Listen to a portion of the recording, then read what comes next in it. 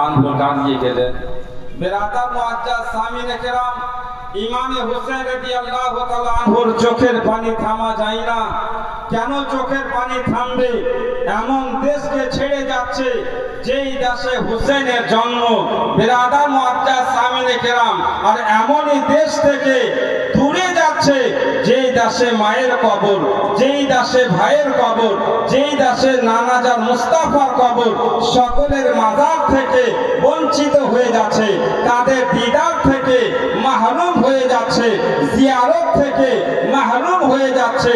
এমনকি বেরাদার মুআজ্জাজ সামিনে কেরাম, মদিনাতুল মুনাওয়ারা এমনই একটা পাক আর পবিত্র শান্তির জায়গা, যেই জায়গাতে এক রাকাত যদি নামাজ পড়া যায় তো সেই মদিনাতে এক রাকাতের বিনিময়ে 50,000 রাকাতের সওয়াব পাওয়া যায়। জোরে বলো সুবহানাল্লাহ। বাতে বলো সুবহানাল্লাহ। বেরাদার মুআজ্জাজ সামিনে কেরাম, হাজী সাহেব যারা হজ করেছেন, মক্কাতে আহকামে হজ হয়, আর হজ পালন বেরাদার মুআজ্জাজ মদিনাতুল মুনাওয়ারাতে হয়। জোরে বলো সুবহানাল্লাহ।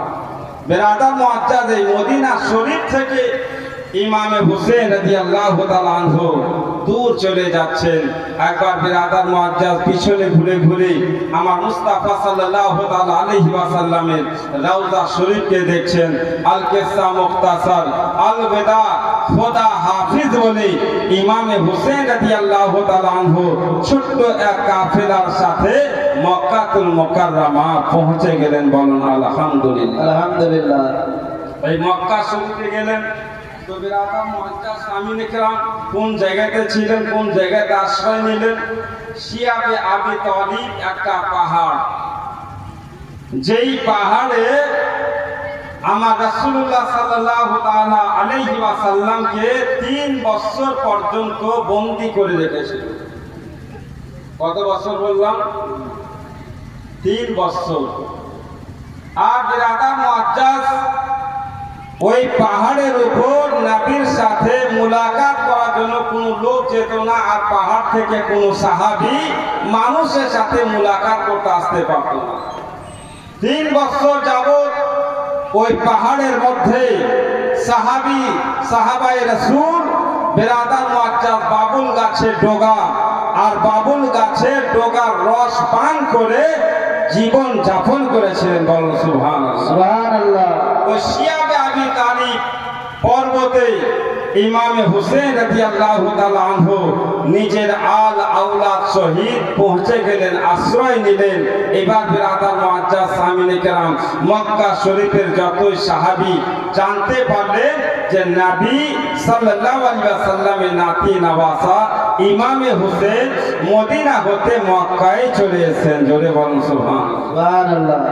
সব সাহাবী ইমাম হুসেন রাদিয়াল্লাহু তাআলা আনহুর হেফাজতে আর তার খিদমতে বেরাদার মুআজ্জাজ হাজির হয়ে গেলেন।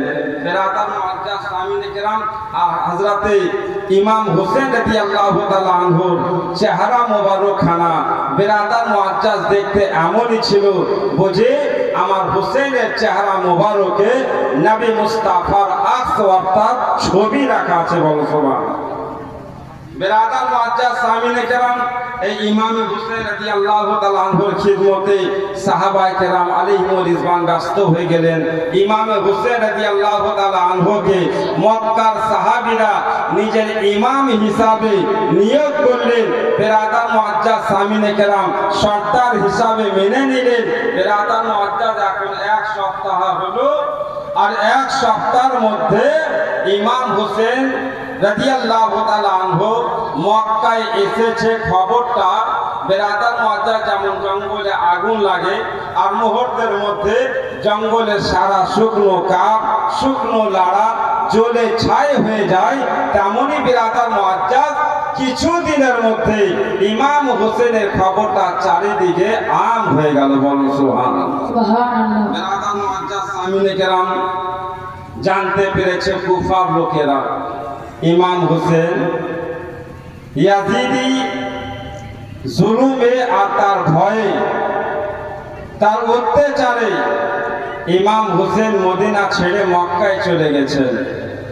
তো কুফায় কিছু আহলে বাইত ভক্ত ছিল, যারা সাচ্চা আশিকে রাসূল ছিলেন আর আহলে বাইতের দিওয়ানা ছিলেন। বলুন সুবহানাল্লাহ। সুবহানাল্লাহ। বেরাদার মুআজ্জাজ সামিনে কেরাম, সে সমস্ত আহলে বাইতের লোকেরা একটা মিটিং করে ইমাম হুসেনকে চিঠি করলো, হুসেন এখনো আমরা আপনার বাপ আলীর দিওয়ানা আছি, রাসূলের উম্মত আছি, আপনার আশিক আছি। হুজুর, এই কুফা শহরের আবহাওয়া খুব খারাপ, যদি আপনি না আসেন তো আমাদের ঈমান শেষ হয়ে যাবে, আমাদের ধর্ম শেষ হয়ে যাবে। হুজুর, আমাদের উপর দয়া করুন আর আপনি কুফায় এসে আমাদের হেফাজত করুন। যদি বলুন সুবহানাল্লাহ। বেরাদার মুআজ্জাজ সামিনে কেরাম, এইভাবে এক এক করে ইমাম হুসেন রাদিয়াল্লাহু তাআলা আনহুকে ৭২ খানা চিঠি লেখা হয়েছে। বেরাদার মুআজ্জাজ সামিনে কেরাম, ইমামে আলী মকাম হযরত ইমামে হুসেন রাদিয়াল্লাহু তাআলা আনহু সেই চিঠিটি পড়লেন, আবার চিঠির উপর চিঠি, চিঠির উপর চিঠি। বেরাদার মুআজ্জাজ সামিনে কেরাম, এইভাবে এক এক করে ইমাম হুসেন রাদিয়াল্লাহু তাআলা আনহুর কাছে ১৫০ খানা চিঠি হাজির। জোরে বলো সুবহানাল্লাহ। সুবহানাল্লাহ। ইমামে আলী মকাম হযরত ইমামে হুসেন রাদিয়াল্লাহু তাআলা আনহু যাবে কি যাবে না সিদ্ধান্ত নেয়নি। শেষ চিঠিতে লেখা আছে, হুসেন আপনি যদি আমাদের হেফাজতে, আমাদের মাযহাবের হেফাজতে যদি কুফা না আসেন তাহলে আমরা কিন্তু ইয়াজিদি বাইয়াত কবুল করে নেব। কাল কিয়ামতের দিনে হিসাব ও কিতাবের পর যখন আল্লাহ পাক রব্বুল আলামিন আমাদের জিজ্ঞাসা করবেন, ওগো তোমাদের জীবনে হুসেনের মতো হাসতে থাকতে ইয়াজিদি বাইয়াত কেন কবুল করেছিলেন? হুজুর, আমি আল্লাহকে জবাব দিব, ইয়া আল্লাহ, নবী পাকের নাতি নওয়াজা হুসেনকে আমরা দেখেছিলাম, হুসেন আমাদেরকে ইনকার করেছিলেন, আমাদের হেফাজতে আমাদের কাছে আসেনি। ইমাম হুসেন রাদিয়াল্লাহু তাআলা আনহু যখন এই চিঠিখানা পড়লেন, বেরাদার চিঠিখানা বন্ধ করে সিদ্ধান্ত নিয়ে নিলেন যে এই মক্কায় আর থাকবো না, আমরা কুফা চলে যাব। বেরাদার মুআজ্জাজ সামিনে কেরাম, ইমামে আলী মকাম হযরত ইমামে হুসেন রাদিয়াল্লাহু তাআলা আনহু আল আওলাদ শহীদ কুফাতে চলে যাবেন। মুহূর্তের মধ্যে হযরত আব্দুল্লাহ ইবনে জুবাইর, আব্দুল্লাহ ইবনে আবি বকর আর হযরত আব্দুর রহমান ইবনে আওফ সাহাবী রাসূল ইমাম হুসেনের কাছে এলেন। কাকুতি মিনতি করে বলছে, হুজুর কোথায় রওনা দিয়েছেন? বলে কুফা। বলে হুজুর বেয়াদবি মাফ করবেন, কুফা আপনি যাবেন না, কারণ কুফার লোকেরা বেঈমান, কুফার লোকেরা মুনাফিক, তারা নিজের কথাতে আটক থাকে না, নিজের কথাকে চেঞ্জ করতে থাকে। তাই গো হুজুর আপনাকে বলবো, আপনি আমাদের কথা শুনুন, মক্কাতে থাকেন, কুফাতে যাবেন না। যদি কুফা চলে যান তো কুফার লোকেরা আপনার বাপ আলীকে শহীদ করেছে, আপনার ভাই হযরতে হাসানকে বিষ দিয়ে শহীদ করেছে। আপনি কুফাতে যাবেন, কুফার লোকেরা আপনাকেও ছাড়বে না, আপনাকেও শহীদ করবে। হুজুর আপনি যে না, চিঠিটা পড়া শোনালেন। ইমামে হোসেন বলছে, শুনো, নসিবে যা আছে তাই হবে।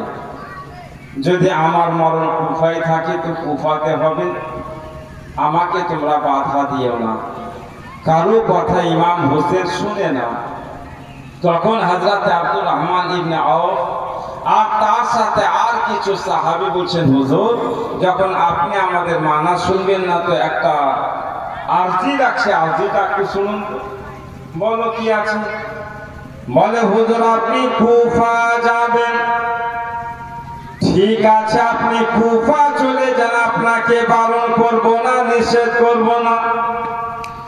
তবে একটা কথা